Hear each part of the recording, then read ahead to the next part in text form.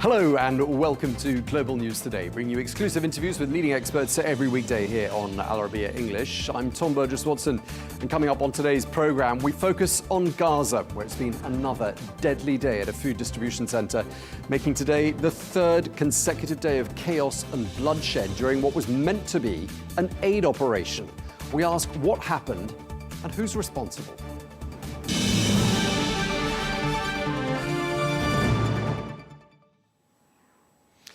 Hello and welcome. We begin in the war-torn Gaza Strip, where an aid mission turned deadly earlier on today, with reports that at least 27 Palestinians were killed by Israeli fire near an aid distribution point. Well, the United Nations is calling for an investigation into what happened. Deadly attacks on distraught civilians trying to access the paltry amounts of food aid in Gaza are unconscionable. For a third day running, people were killed around an aid distribution site run by the Gaza Humanitarian Foundation. This morning, we received information that dozens more people were killed and injured. There must be a prompt and impartial investigation into each of these attacks and those responsible held to account. Attacks directed against civilians constitute a grave breach of international law and a war crime. Well, witnesses say they were shot at whilst waiting for food at a humanitarian centre in Rafah, a centre that is operated by the US and Israel-backed Gaza Humanitarian Foundation. It's not humane. This is a bloodbath with bits of food soaked in it. We go there to die. They fire bullets and use quadcopters to target us. Death is everywhere. They encircled us after allowing us to come in and then shot at us.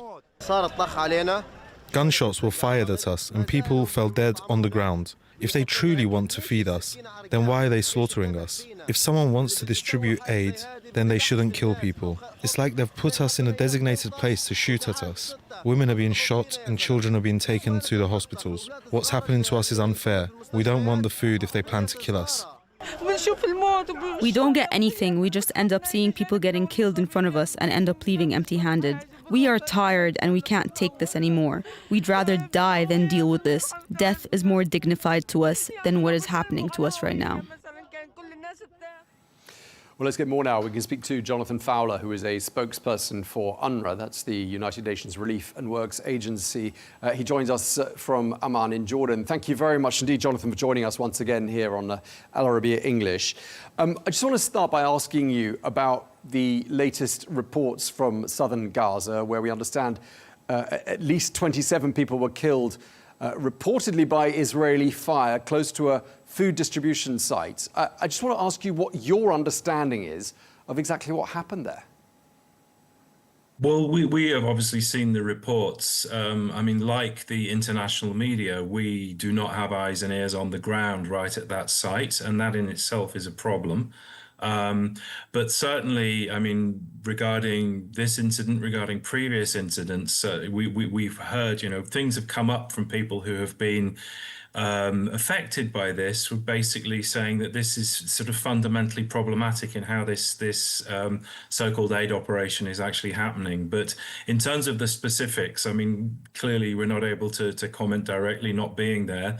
But what we have, I mean, the voice of the United Nations overall, the senior officials have said there have to be independent international investigations of these kind of tragedies because they've just been happening over and over. And our Commissioner General, Philippe Lazzarini, has talked about a death trap situation, and that is a very apt and accurate description, unfortunately.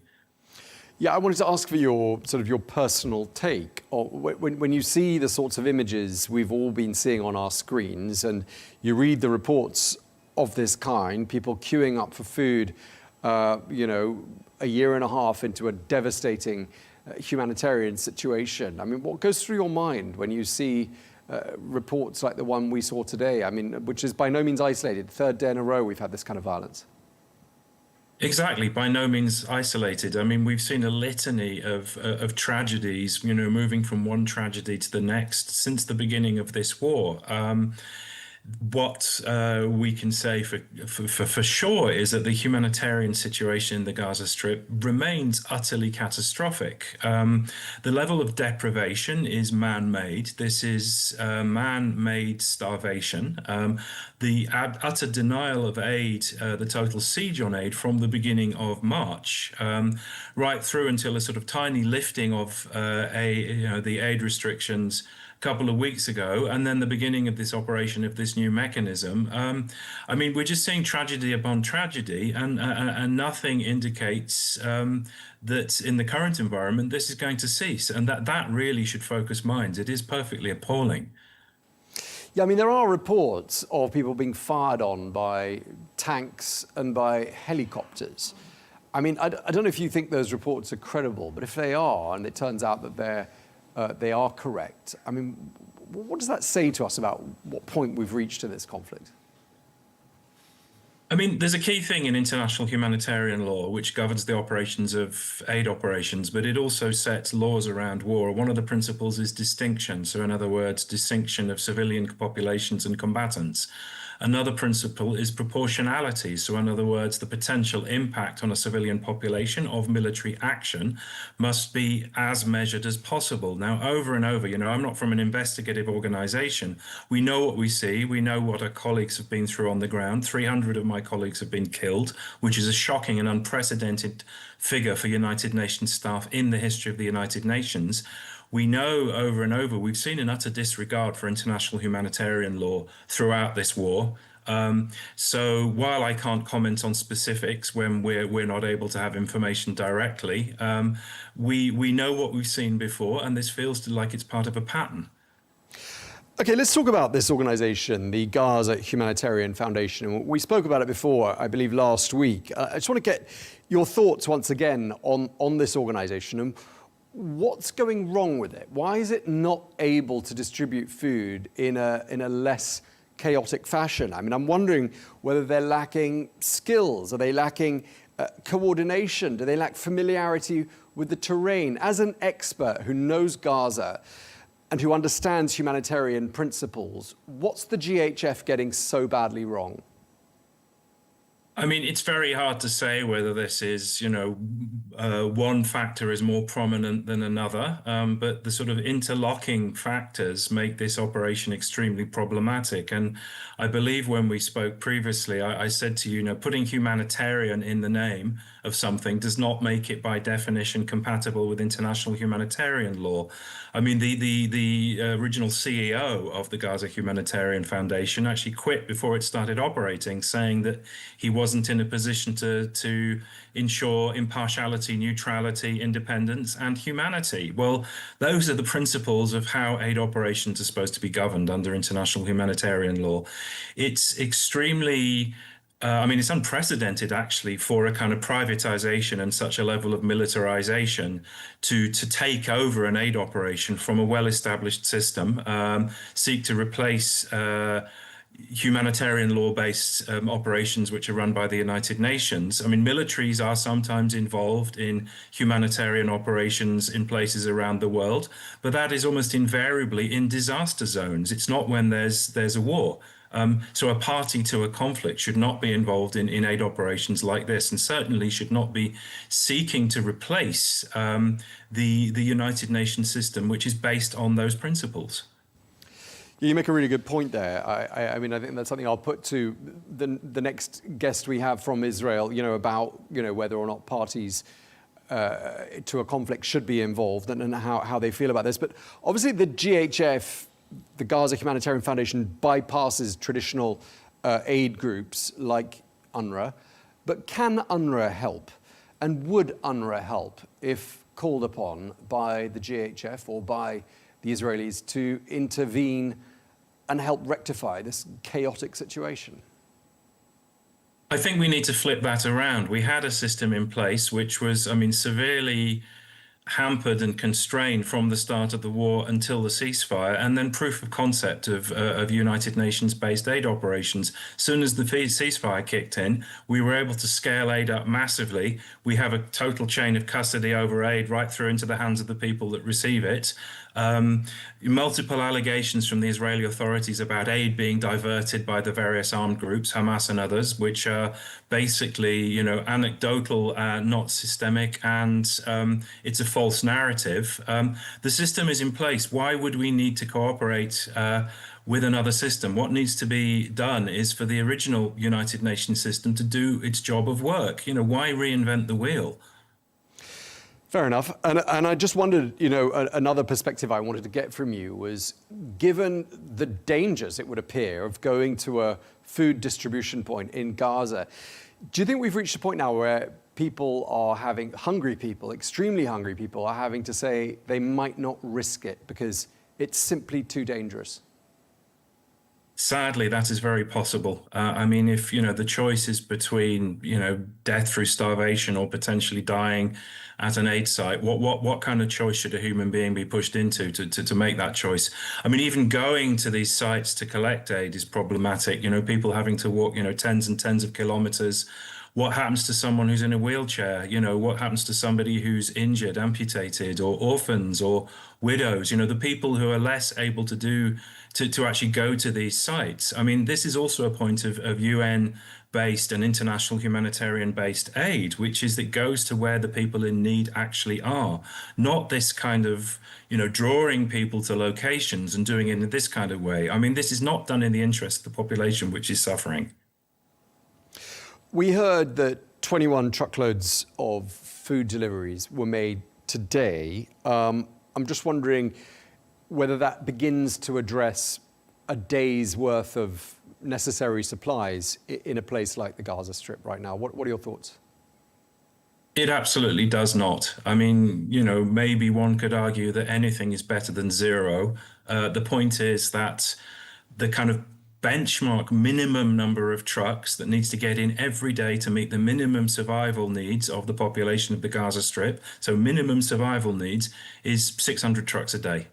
So, 21 here, 21 there, it's not enough. A colleague, another journalist, was asking me a couple of days ago about a statement by the GHF that they'd managed to get in, equivalent of 4 million meals. Well, the population of the Gaza Strip is 2 million or so. So 4 million meals might look like a huge number, but it's basically 2 meals per person. And that's not even been going to everybody.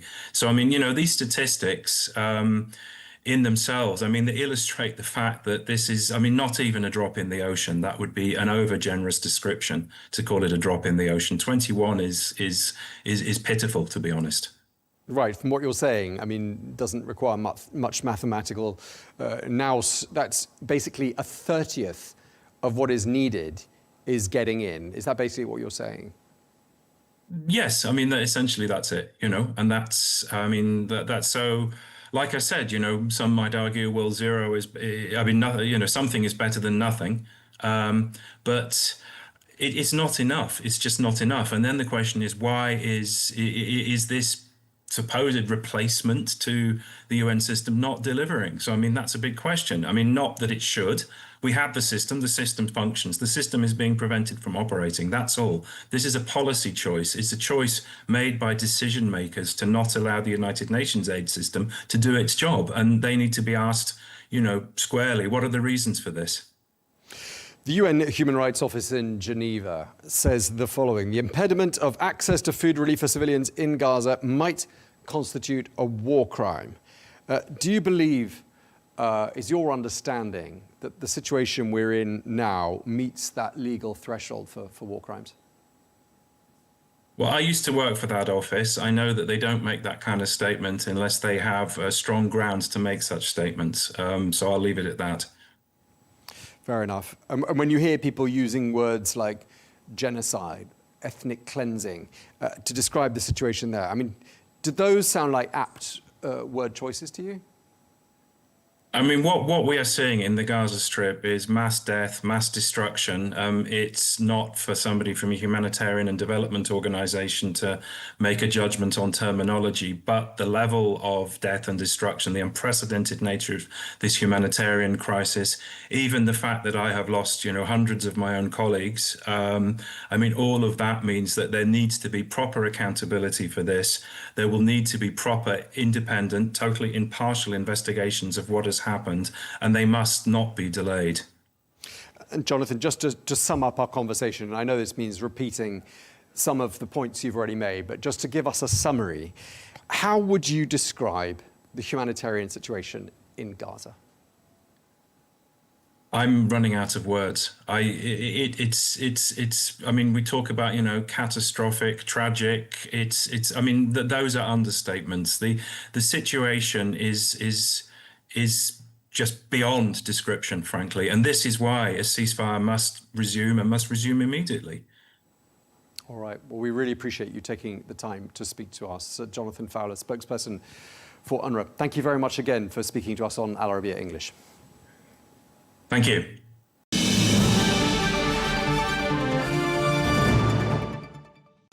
Well, let's get more now. We can speak to Professor Kamel Hawwash, who is a Palestinian academic and analyst who is based in Birmingham in the United Kingdom and joins us now. Thank you so much for speaking to us once again, Professor. I just want to start by asking you what your understanding is about what has happened during what appear to have been 3 consecutive days of chaotic aid distribution in Gaza. What happened? Well, first of all, this is supposedly Israel's way of replacing the distribution of aid through UNRWA and other organizations that has gone on for years because it accuses Hamas of stealing some of the aid. Instead of that, it has colluded with America, and I say that because they're not working for the Palestinian people, to have some distribution points in the southernmost point of Gaza, i.e. nearly at the border with Egypt, that there would be something like 4 distribution points instead of the 400 that were there over the whole of the strip in the past. So squeezing people in who are hungry, people have no choice but to go and get their aid from wherever it's available, whether it was dropped from planes, and as you know, some were crushed by the packages that came down, or they were promised that there would be a sort of a seaport to drop it in. They'd go wherever the food is. So they went in huge numbers because there are 2.3 million Palestinians. They tried to get their aid. Now, I haven't seen pictures that show this, but the claim from organizations on the ground is that on each of the days, a number of Palestinians were killed, sort of averaging about 20 or 30 a day, who had just gone to get some food. And the accusation is that the group that targeted them was the IDF, the Israeli Defense Force. So that's my understanding of what happened. People who went to get food for their families as well. There were fathers who didn't come back, who went to get some food, and they were killed by the Israelis where they were supposedly meant to be safe and just receiving aid. Israel has disputed your version of events, not specifically about today, but the Israeli Deputy Foreign Minister Sharon Haskell says that she's seen a drone footage filmed in Khan Yunis on Sunday, which she says shows armed, masked men firing at civilians attempting to collect aid. What do you make of that? Could that be true? First of all, it wasn't my version, if I may. It was the version of people on the ground who said, aid organizations and so on, that this happened. Secondly, this lady is a habitual liar. I've seen her on a number of occasions dispute everything and blame everything on the Palestinians or Hamas. Secondly, I haven't seen this footage that she keeps talking about. It's a bit like the footage which they claimed showed 40 beheaded babies on the 7th of October, which turned out to be a complete lie. I do not believe anything that Israel says. And I say to them, why won't you allow independent journalists to enter Gaza and to report from there and the reason, of course, is they don't want anyone to see the atrocities. If it wasn't for the bravery of the TV reporters and journalists, the Palestinian ones in Gaza, we wouldn't have known anything about what goes on the ground. Because Israel hasn't allowed independent journalists in. The only journalists who go in are accompanied and directed by the Israeli Defense Force. And it is interesting that they haven't taken anyone to this new distribution point. Clearly, they're worried that they might record things that they don't want them to record. So everything that comes out of Israel is a total lie, and I do not exaggerate. What's your thinking about the Gaza Humanitarian Foundation? I mean, clearly they don't have much experience on the ground in the same way that, for example, UNRWA does. What do you make of their intentions? Well, first of all, it's Israel and America's intention to control everything.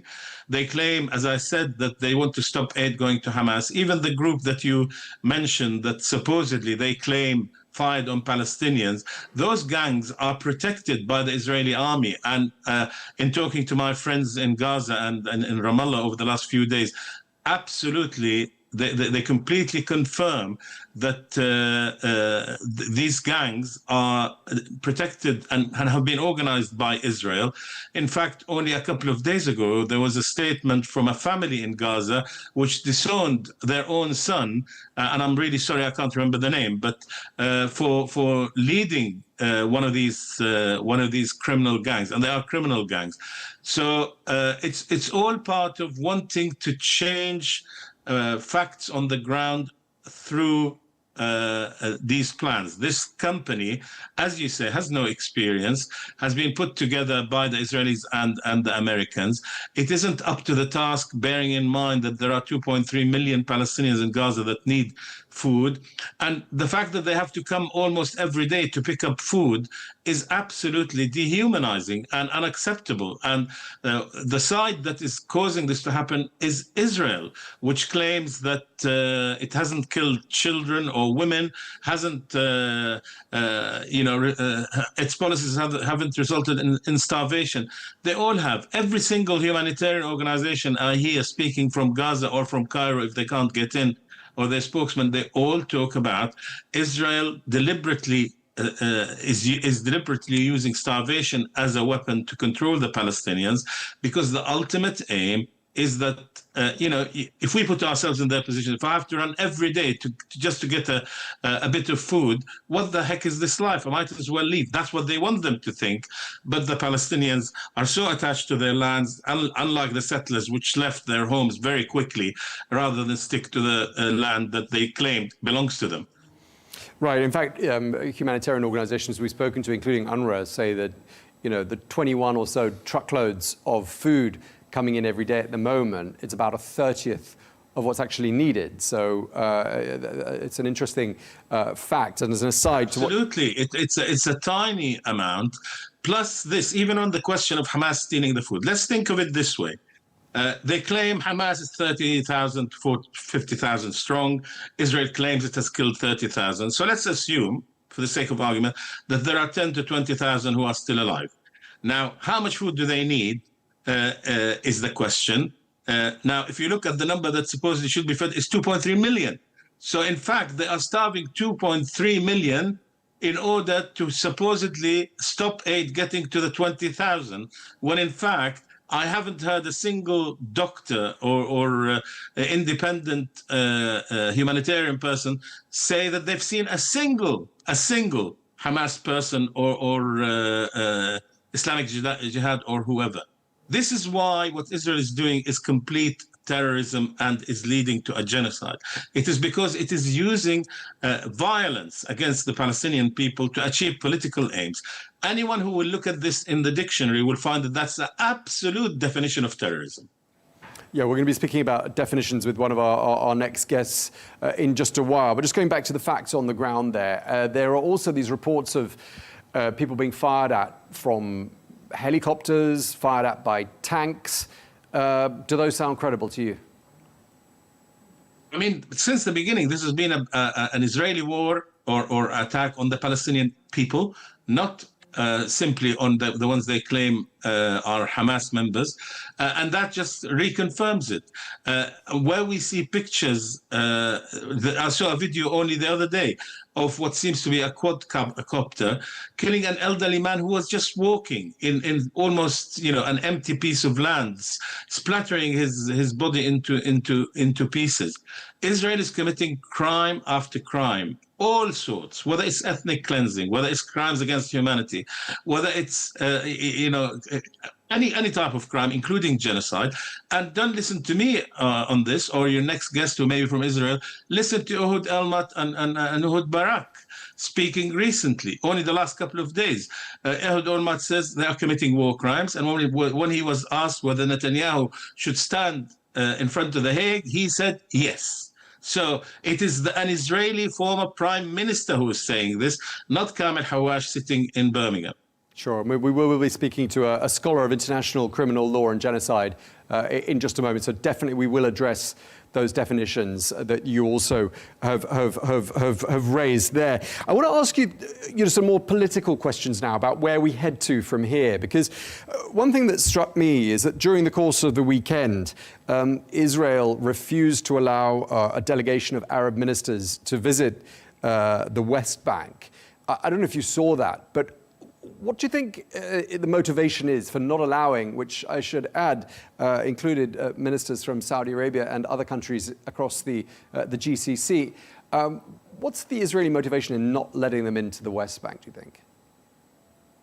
In fact, I was a bit surprised at the delegation going, but only from the perspective that the Palestinians sometimes call non-Palestinians going home, and whether they have a foreign passport or not, that they consider what they do is a bit of normalization. So the fact that Israel wants a normalization with Saudi Arabia, that this delegation is led by the Saudi foreign minister, they should have let them in, and then they should have begun to see how they can extract themselves from Gaza and head towards real peace. In other words, this delegation was going in to support the Palestinian people by meeting their president and to ensure that they learn as much as they can about the situation.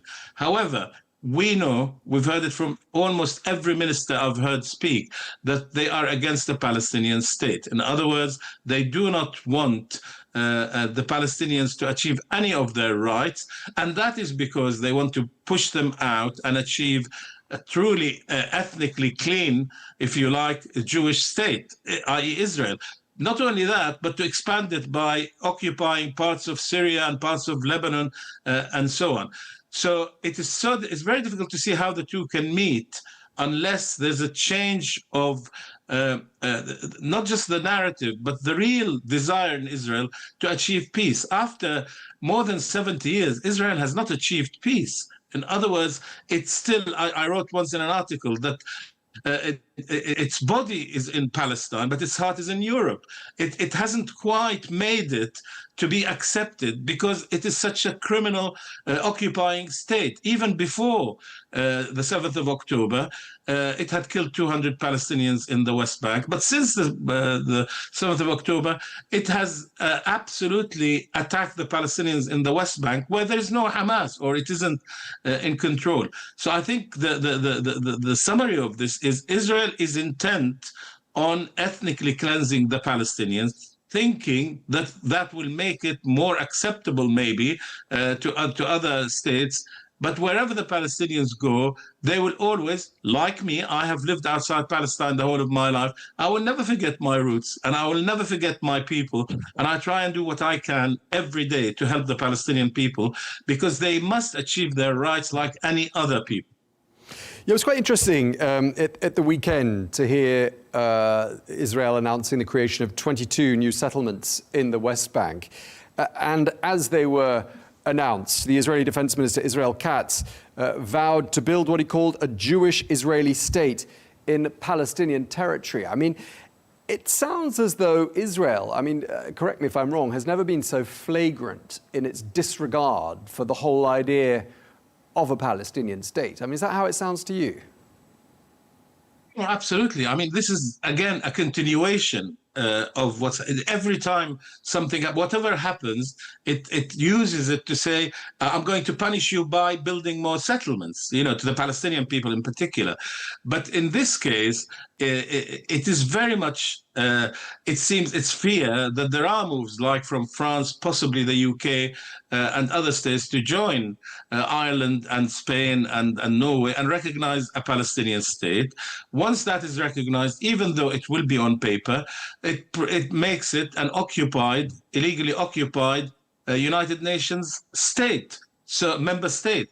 So it wants to continue, and its extremist ministers want to continue along the path of Greater Israel. And the important thing for them next is the West Bank. And then when you hear the American ambassador, Huckabee, talking about addressing the French president and saying, well, basically, if you support a Palestinian state, why don't you have it in France? I mean, imagine these are the countries that supported Israel completely over the last few years, and that's what he says to him. And if anyone says to him, Mr. Huckabee, you, the Americans, have plenty of space, why don't you create Israel in America, will be accused of anti-Semitism. Look at the difference in terms of even thinking about that point of view. And that is because there is no accountability whatsoever. Another minister said, look, we kill Palestinians. If we kill 100 more, nobody cares. And that's the mentality that Israel can do whatever it wants, even if it pushed the Palestinians out of Gaza. Who's going to stand in its way, it feels, and therefore can do whatever it likes. And that is why we need to have accountability. But unfortunately, particularly the United States is not shifting quickly enough or strongly enough to make it feel accountable. And that's really where we are. Okay, but Professor, let's not forget that, going back to what we were talking about a few minutes ago, that delegation of Arab nations ministers that wanted to visit the West Bank, again, something that Israel described as provocative. I'm not sure what you read into the word provocative with regards to that visit, but do you think perhaps Israel somehow underestimated the resolve from a number of Arab countries, and not only Arab countries, other countries around the world, with regards to the plight of the Palestinians? Well, first of all, the reason it uses words like that about the visit, provocative, is it regards the whole of Palestine as its sovereign land, even though technically it doesn't have sovereignty according to its law on the West Bank. But the reality is the Arab League offered the Arab Initiative back in the year 2000, which would have recognized and accepted Israel on the 1967 border if it left the Golan Heights, etc., etc. But Israel is intent on expanding, and it has now ministers who are settlers who think that, and as we know, that Smotrich, when he visited France a couple of years ago, stood behind a map of Greater Israel, which included Jordan, parts of Syria, parts of Lebanon, parts of Saudi Arabia, and parts of Egypt. So we shouldn't take lessons from Israel about provocation when it's provoking the whole world. We see the demonstrations supporting the Palestinians. We see the fact that it is losing support even from for example, MPs in the UK who used to support Israel, who stood in Parliament and said, I can't support this anymore, I condemn what it's doing. And it's because it's resorted, after all the criminality, to starving babies. The pictures we see of babies who don't have food formula even to survive are absolutely horrendous, and they are Israeli-made, not man-made, Israeli-made. That has to stop, because we all want to see an end to this, with the Palestinians realizing their rights as any other people. Okay, well, we're going to have to end it there because we're out of time, but we really appreciate you taking the time to speak to us. Professor Kamel Hawwash, thank you very much indeed for your time today. Thank you for your time. Thank you.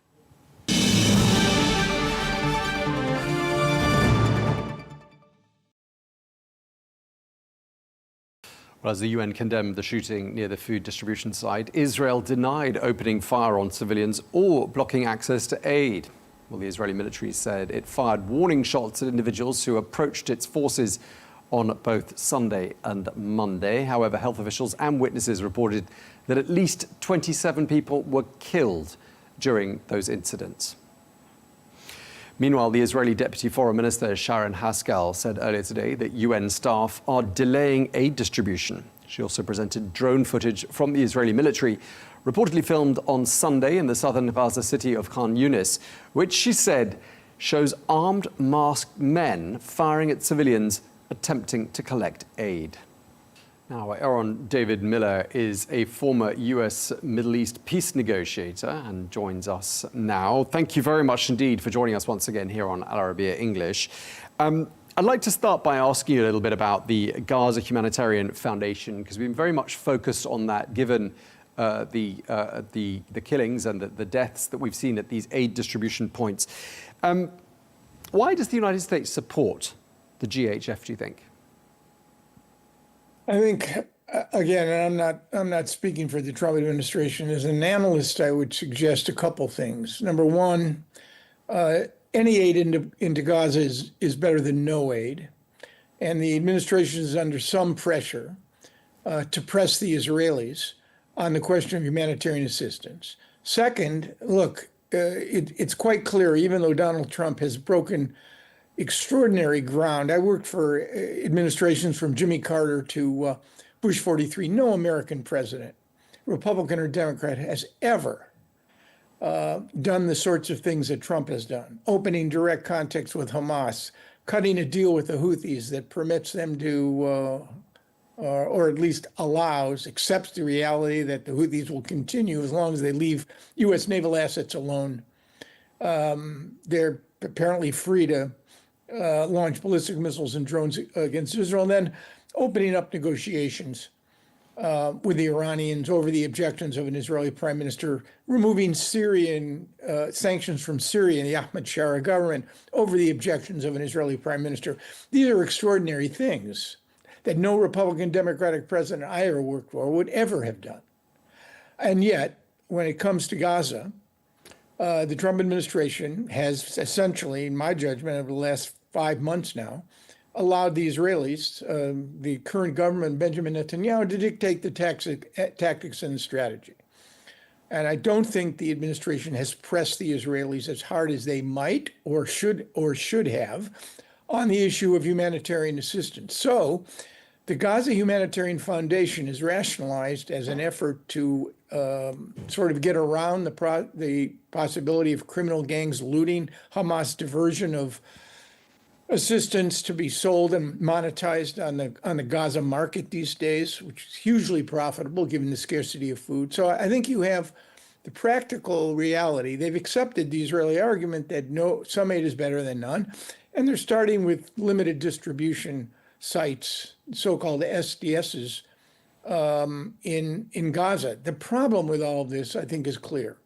When you had a ceasefire between January and March, until the Israelis unilaterally abrogated it, the international community with reputable, credible NGOs was able to get a good deal of assistance into Gaza, almost 600 trucks a day, which was Gaza's pre-October 7th level.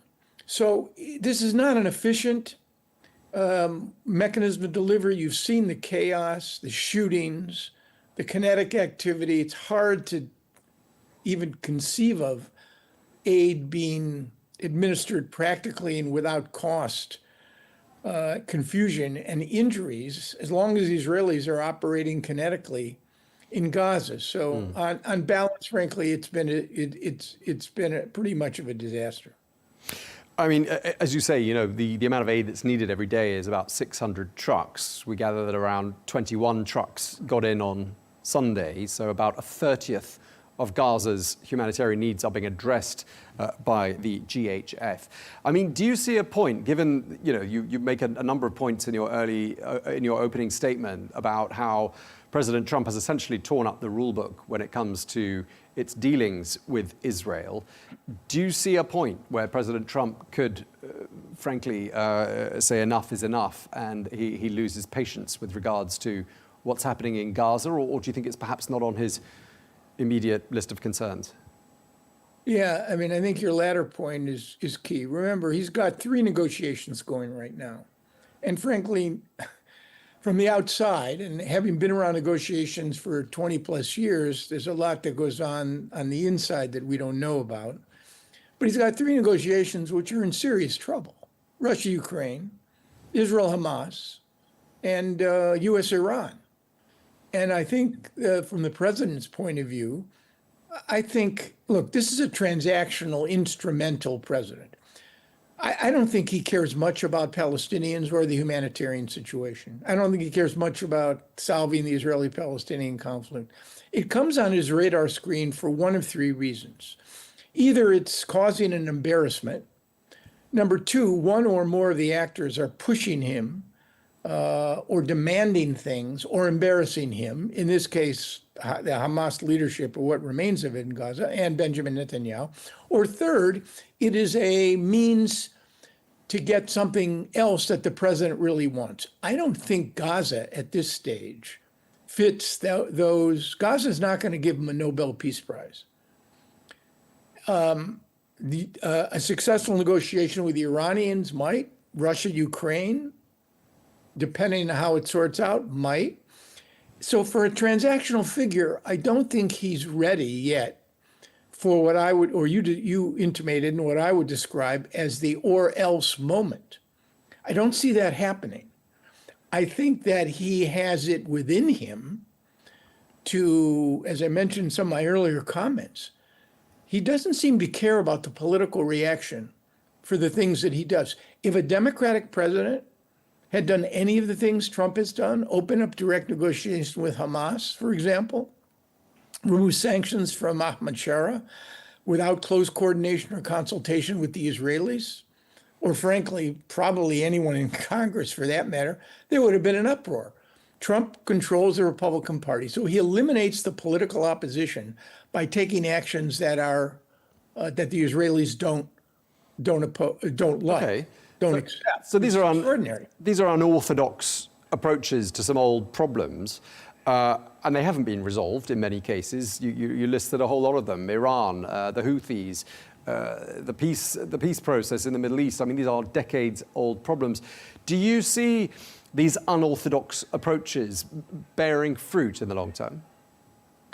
I mean, you've asked the key question. I asked that of myself as well. Will all of this add up to the kind of pressure that the Biden administration was unable and unwilling, in large part because of Joe Biden's emotional commitment to Israel? Trump may self-style himself as the most pro-Israeli president in history, but in the end, he has none of the emotional, sentimental interest in Israel, the idea of Israel, the people of Israel, the security of Israel that Joe Biden had. Will Trump do one of the things that Biden didn't? Condition or restrict U.S. military assistance to Israel, introduce his own UN Security Council resolution or vote for someone else's, unilaterally recognize Palestinian statehood? I don't see the president anytime soon doing any of those things. I want to ask you, as a former US Middle East peace negotiator, how you feel when you hear Israeli officials saying things like this. When asked about a Palestinian state, one Israeli official said, such a state would undoubtedly become a terrorist state in the heart of the land of Israel. Israel will not cooperate with such moves aimed at harming it and its security. Does that sound to you like a large swathe of Israeli society, in particular in the political class, has basically never been serious about a two-state solution? Well, never is a pretty charged word. I don't think the issue really was never. I mean, I worked, for Democrat and Republican presidents from mid-80s until 2003. There were moments, I was at the last serious effort to solve the Israeli-Palestinian conflict at Camp David, when Bill Clinton, who was very serious, invited Yasser Arafat, who then presided over a relatively unified Palestinian national movement, and Ehud Barak, who put on the table proposals that couldn't solve the conflict, but took Israel further than it's ever been. And then Clinton in December identifies the Clinton parameters, 94 to 96% of the West Bank, Palestinian capital in East Jerusalem. Yasser Arafat essentially didn't respond, which was essentially no. So no, there have been Israeli governments who have been very serious about this issue. Okay, let me put it in a different... Right now, you have one that isn't. Okay, so has Israel perhaps never been so flagrant in its disregard for the idea of a Palestinian state as it is today? Because, I mean, again, to quote the Israeli Defense Minister, Israel Katz, who vowed to build, whilst visiting one of the 22 settlements that was announced in the West Bank during the course of the weekend, he said, we're going to build a Jewish state in the Palestinian territory. I mean, that's flagrant disregard to international law. Right, that kind of rhetoric, which has essentially come out of not just the two most extremist ministers in the Israeli government, Smotrich and Ben-Gvir, but from the Likud, is provocative, flagrant, and I would argue uncharacteristic even of previous Likud governments.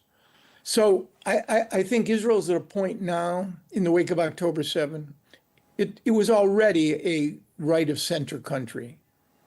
And has become one over the last several decades. But this Israeli government, the most right-wing Jewish supremacist, and a couple of its ministers are clearly avowed racists, have taken Israel's unwillingness to think in more broader terms about how to resolve the Israeli-Palestinian conflict. I think we've never seen something quite like this before. And I think, look, in the wake of October 7, which was the greatest trauma that Israelis and Palestinians ever inflicted on one another, the willful and indiscriminate killing of Palestinian civilians by Hamas, the sexual mutilation and degradation, taking of hostages, and then Israel's ferocious response, the exponential number of thousands of Palestinians, civilians being killed, the risk transfer. Israelis simply are prepared to accept a much higher level of Palestinian injury and death in the way they are prosecuting their military campaign than ever before. I think in the wake of all of this, if you ask me, do I think it's possible that you could actually have a serious Israeli-Palestinian negotiation leading to what I think is the only conceivable solution, which is separation through negotiations into two states? It's going to take time. But I think we run the risk if we essentially abandon that hope and that possibility of condemning Israeli and Palestinians to a future which could even be more horrific than the one we've witnessed. Okay. So, yeah, I think you're dealing with an Israeli government that is not interested, not able, not willing, and not interested. And a prime minister, remember, the only prime minister in the history of the state of Israel, on trial for bribery, fraud, and breach of trust, which means many of the decisions he takes are not related to, they're not enlightened. They're enlightened as far as his political career is concerned.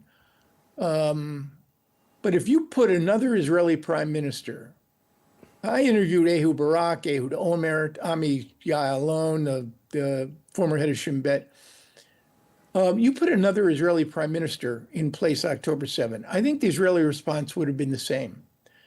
But 6 months into this conflict, I think anyone else would have begun to understand that Israel's military power was and must be a means to some other end. And they would have begun, it would have been hard, they would have begun to envision a way out of this.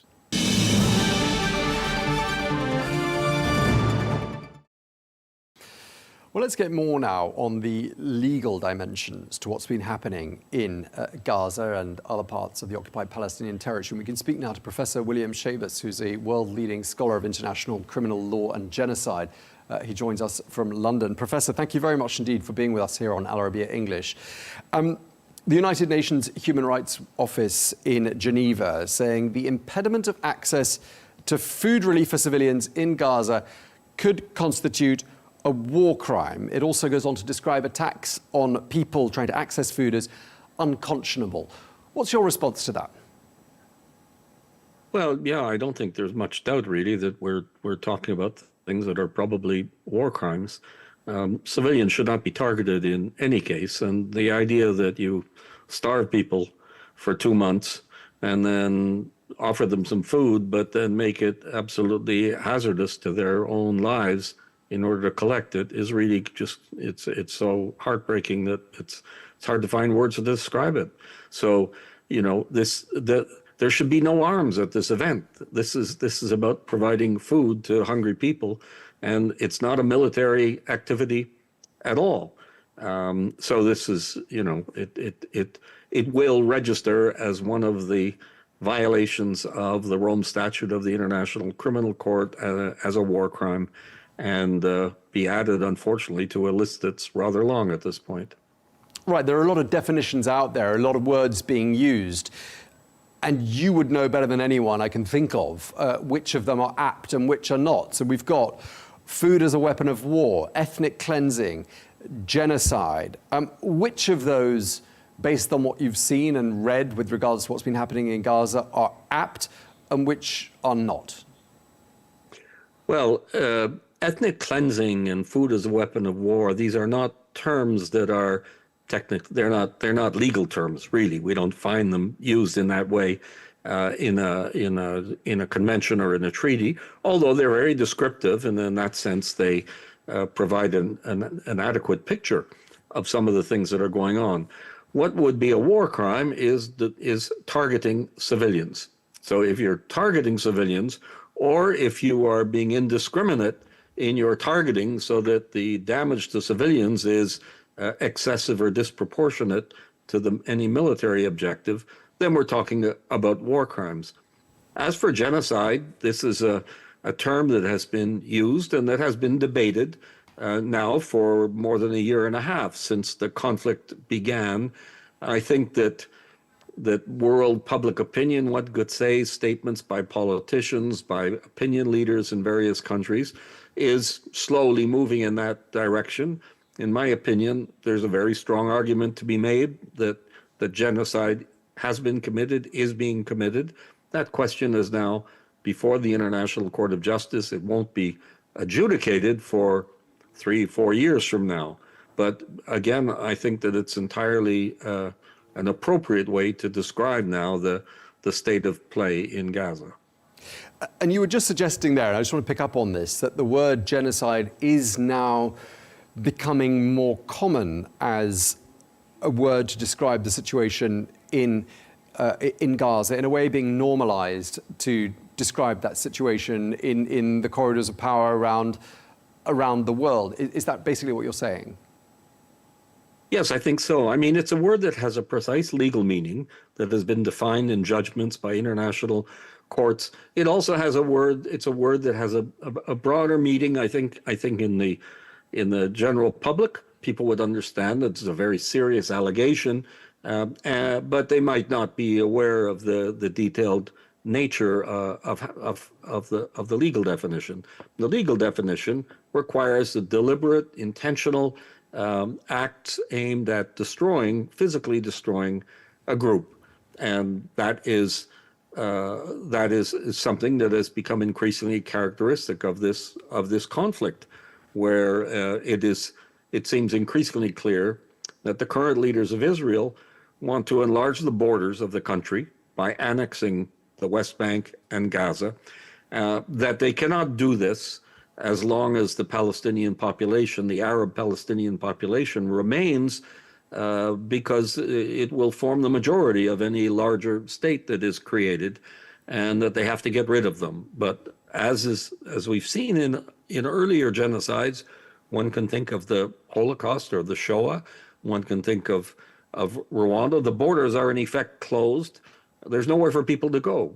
And so physical destruction is the order of the day, and we're seeing lots of evidence of that. So this is why the term is quite appropriate. in a legal sense, aside from the fact that there's this apparent momentum growing for using it also in a more popular or less, in a less professional way, but simply as a way of describing horror or outrage.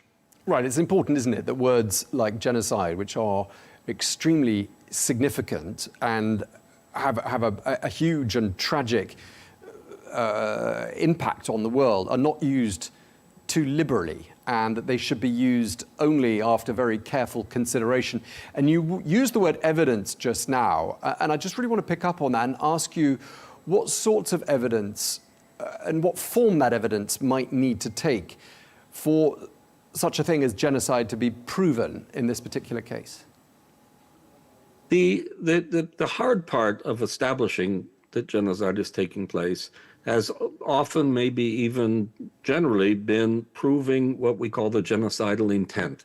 That is, that the acts are committed, acts of persecution, of violence, acts that are motivated by racism, have this additional element of the desire or the intent to physically destroy the group. And there often we have very little direct evidence of it. We draw conclusions, we draw inferences from conduct, and we say, well, it could have there could be nothing else could explain that conduct. But this is very hard to do. It's like proving circumstantial evidence in any criminal trial at an ordinary level for a murder or some other crime.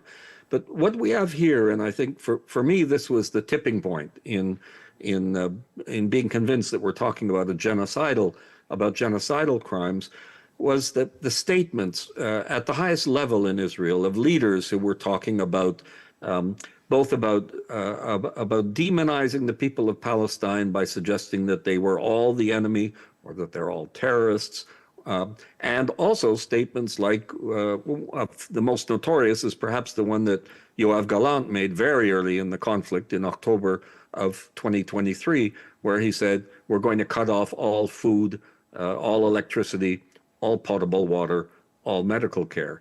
This can have no other consequence but the destruction of a group. And there have been many statements since then, extreme views, but by people at the highest levels in the Israeli government, and they haven't stopped. There are still more recent examples. They continue.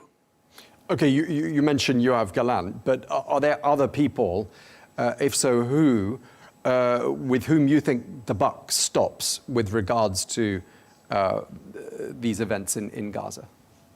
Well, the buck obviously stops with Benjamin Netanyahu. I mean, unless we think that it really stops with Donald Trump. But at the highest level in Israel, obviously it's with him, and he has made coalitions with, the people with the most extreme views are people like Smotrich and Ben Gvir. But there have been others, and I can't list the names, I don't have them at my fingertips, but there have been other statements like this that have been reported in the media and that reflect this. It's a very unusual thing. We didn't even have this in Nazi Germany, where the leaders stand up and say, well, we have a plan to exterminate the population.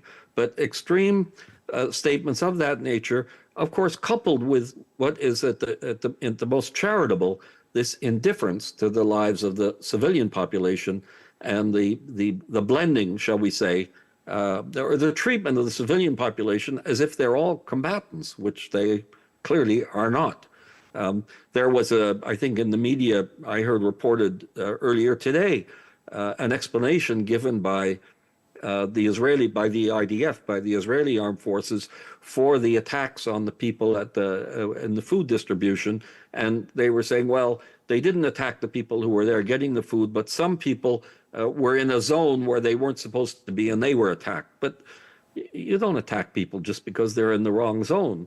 You can only attack under international law people who are directly participating in combat. And there was no such allegation. So it's this absolute indifference to the people of Gaza, to their institutions, the destruction of all the universities and the hospitals. I could go on.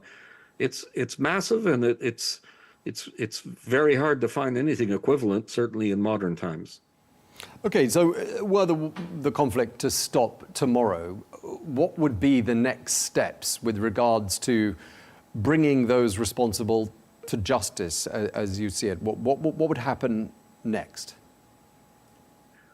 Well, if the conflict is to stop, I think that, you know, there's got to be a political consequence, which needs to be at some point the actual creation of a Palestinian state. In theory, of course, Israel should prosecute its own soldiers and its leaders for the violations, but it's not likely to do that.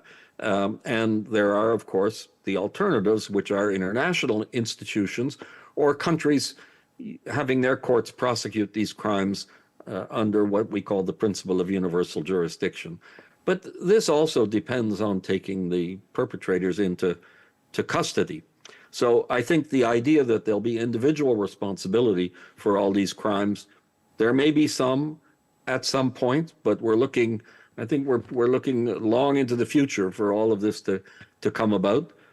There may be some Israeli leaders who travel and then, without anticipating what the consequences, get picked up and have some state that's willing to prosecute them. But I think that will be very much an exception, and it will depend a bit on serendipity rather than on any organized plan.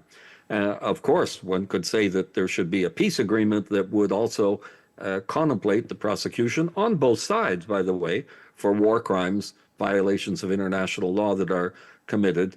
I think that would be unlikely, and making that maybe a condition for a peace plan might make the peace agreement much more difficult to negotiate as well.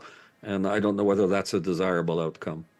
Right, and people in Israel would say surely Hamas bears a huge part of the responsibility as well. So where would they fit into a ruling at an international level with regards to, for example, the crime of genocide?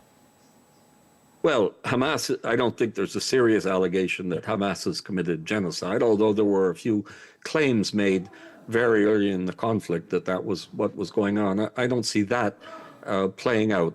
But, you know, of the people who were charged at the International Criminal Court, for example, there were 3 Hamas leaders and 2 Israeli leaders. It's become very clear that there are secret or sealed indictments or charges we call them arrest warrants at the International Criminal Court. And I think it's reasonable to expect that there are some Hamas leaders who are contemplated by those as well. So I don't think anybody seriously questions the idea that there should be prosecutions on both sides. I think that since October of 2023, the balance as to who's responsible for all of this has gradually the crimes of Hamas on the 7th of October 2023 have become more and more, the reaction has been more and more disproportionate from Israel. And I think, let me just add one other point about this, and I think this is relevant also to the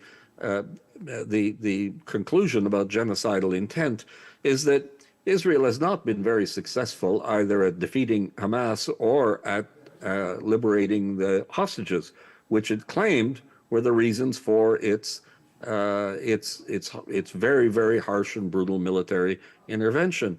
And is that because they're a failure at doing it, or is it because they're not trying very hard to do that? That really these are nothing more than pretexts for what amount to attacks on the Palestinian people, with the objective of clearing out that territory so that it can be annexed by Israel. And just lastly, Professor Schabas, I mean, how do you think history is going to look back on this chapter? Let's say 20, 30 years from now, people look back at the events of 2023, 24, 25. What are they going to say about us? People will look back in horror at how this could take place. Not just the injustice towards the Palestinians, not just this brutal conflict that has gone on now for almost 2 years, but the fact that, you know, they were promised a state, in effect, an independent state in 1919 at the Paris Peace Conference, when the mandate was being assigned to the United Kingdom over the territory of Palestine. They were promised it by the United Nations General Assembly in 1947, when it was decided what to do with the territory. And they're still waiting. We have people now, 4 and 5 generations of refugees, and we look upon this as one of the great failings of our international system. It already is. Okay, well, thank you very much indeed for taking the time to speak to us. Professor William Schabas, thank you.